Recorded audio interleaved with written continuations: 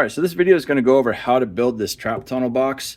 Real quick, if you want to know the construction there, how to build it right away, there's a chapter marker down below or off to the side where you can jump ahead.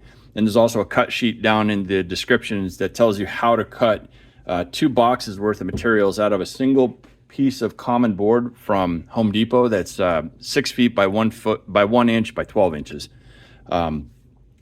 First of all, why am I building trap tunnel boxes?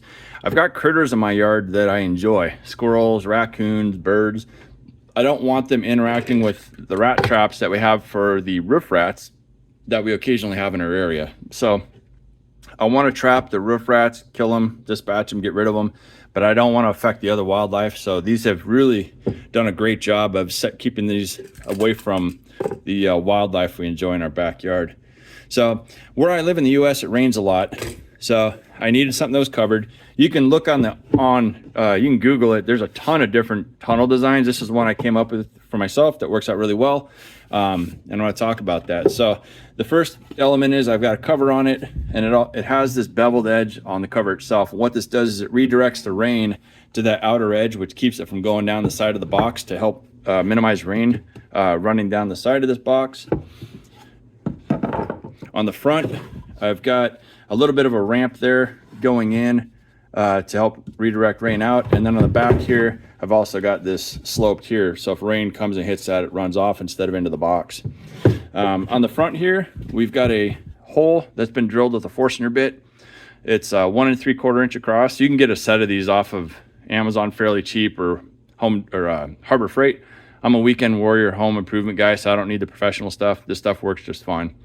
So I made the hole there, and then just use a jigsaw to cut this out. You know, whatever you need to use to cut that hole out is going to work. 1 3/4 is probably the biggest I'd go. This has allowed some big rats to get in here, but has kept out most of the wildlife.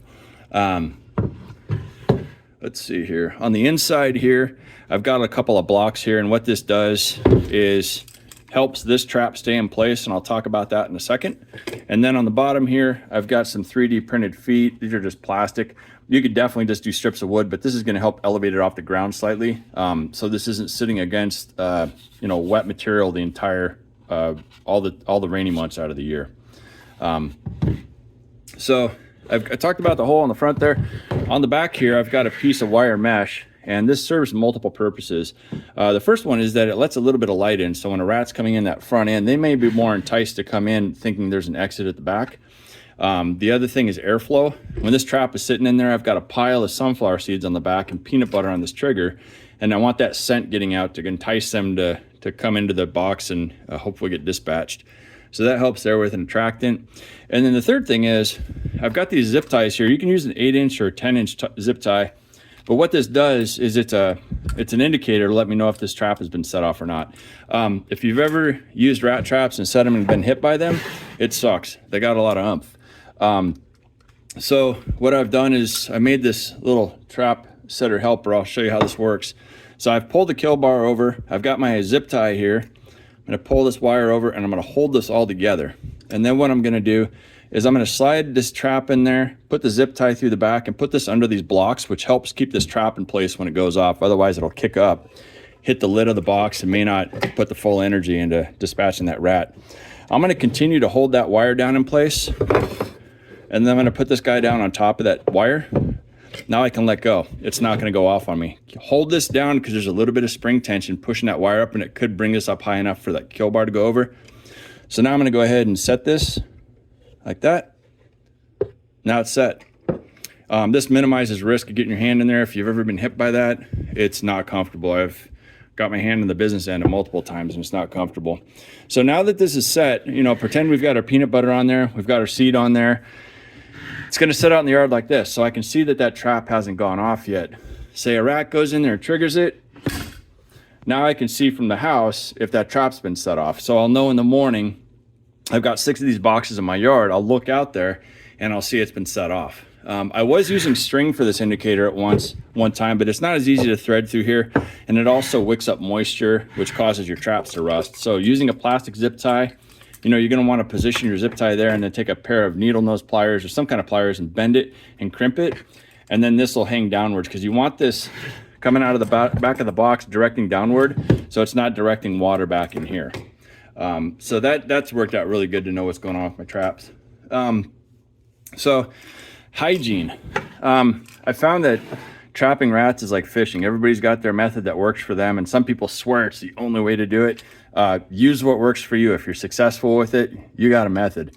For myself, I quit washing my hands or even worrying about hygiene with these traps. The rats in my yard don't care. They're after the peanut butter, they're after the seed. I handle them. The only thing I'll do is if there's if you're squeamish, I'm sorry, but if there's rat blood on here, I'll wipe it off. I reuse these traps all day long. And there'll be a video at the end on how to modify these. So I got about 1/3 more snapping power from these springs. I want a quick, humane kill. I don't want them to suffer. That's the reason I use a snap trap. Some people use poison. I don't like poison because the rat can suffer from like 2 to 7 days. Some of that stuff like eats up their inside till they have organ failure, and I think that's a really shitty way to go. The snap trap is a quick way to dispatch them. You know, you do you, use what works for you. So placement. Once you've got this thing set, you're gonna wanna place this in your yard.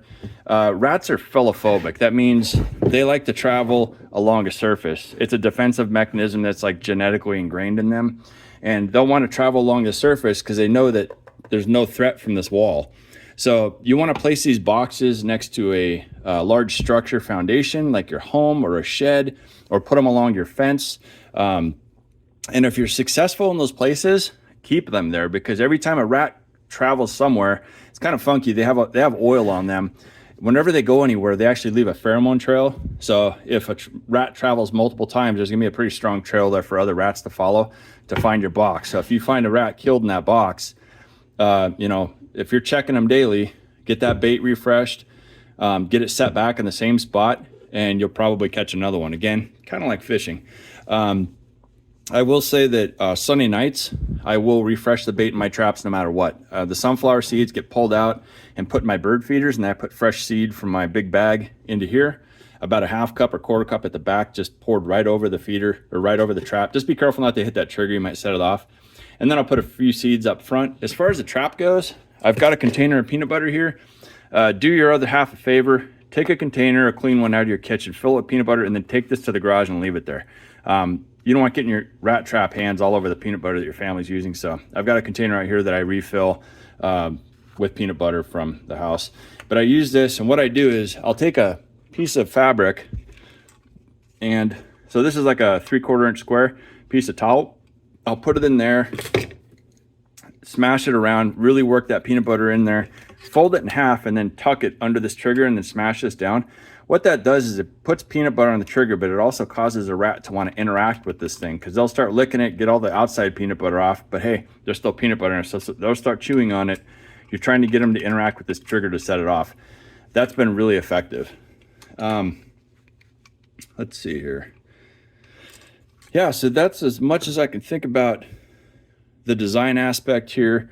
We've gone over the trap use, how to set it, how to bait it, behavior. One thing I noticed too is that if you have one juvenile rat show up, you're gonna have more juveniles show up. They're usually anything under 4 inches.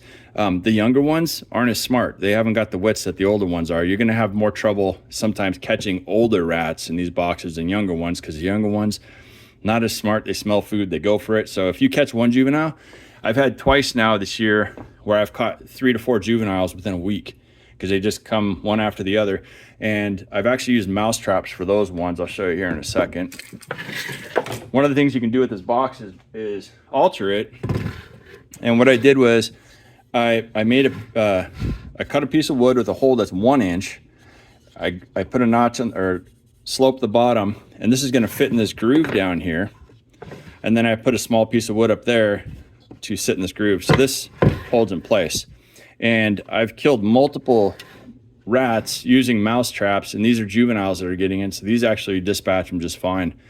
Another thing I do, you probably noticed here, I put salt on the entrance here and then also on the back, and what that does is it dissuades slugs from getting in there, because you can actually have slugs go in there and they'll take all the bait off that trigger. So you can imagine Sunday night, you put a fresh bit of peanut butter on here, you set it, your trigger's hanging out the back, it hasn't been set off yet, and the entire week goes by, you didn't catch anything. Maybe Sunday night a slug got in there, cleared off all the bait without triggering this trap, so it sat there all week, not able to do anything, or at least not able to really attract the rats. So what I do is I ground up some salt in a blender to make it easier to mix up, and then I just made a paste.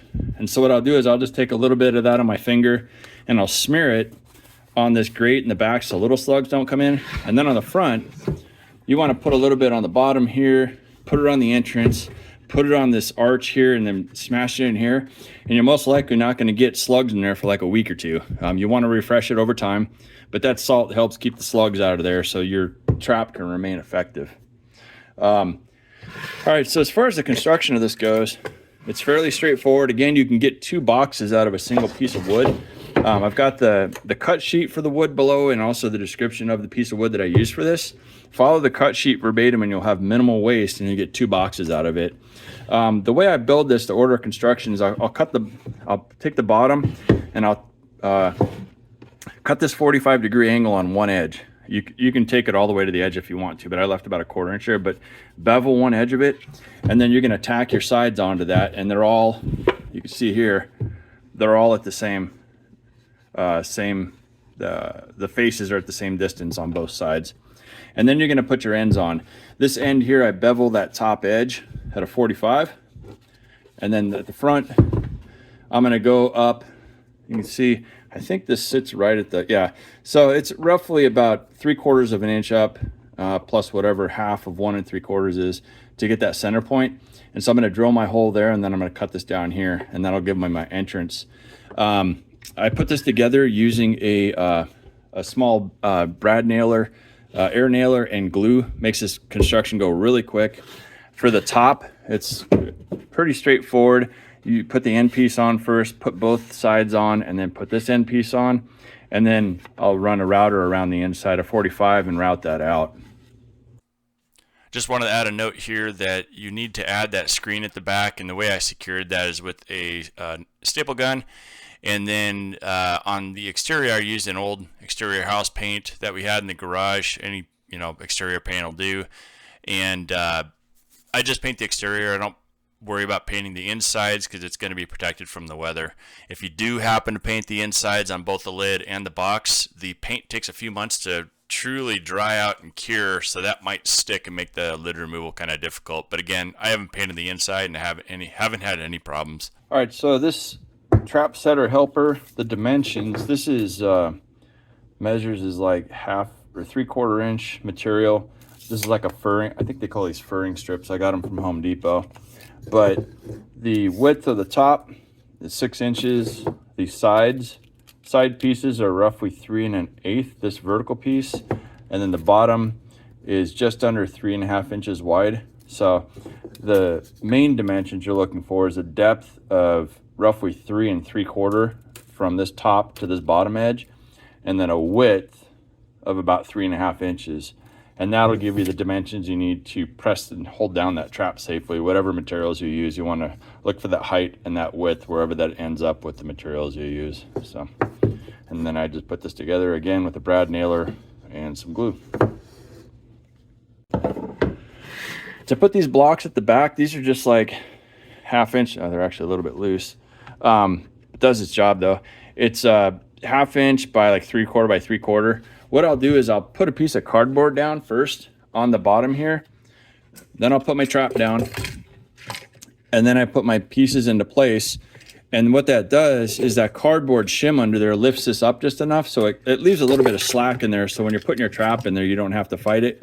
These will tend to warp a little bit. If they get wet, they'll bow.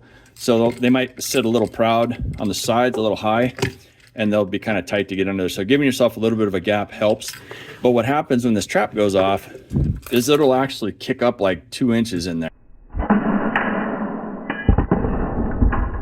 So if a rat gets on there, this may swing up and hit the lid, partially holding this kill bar, so not all the energy is getting into that bar coming down as quick as it can.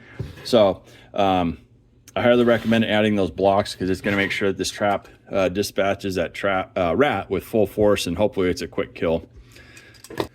If you have any questions, ask me in the comments down below, and I hope this helps, and good luck.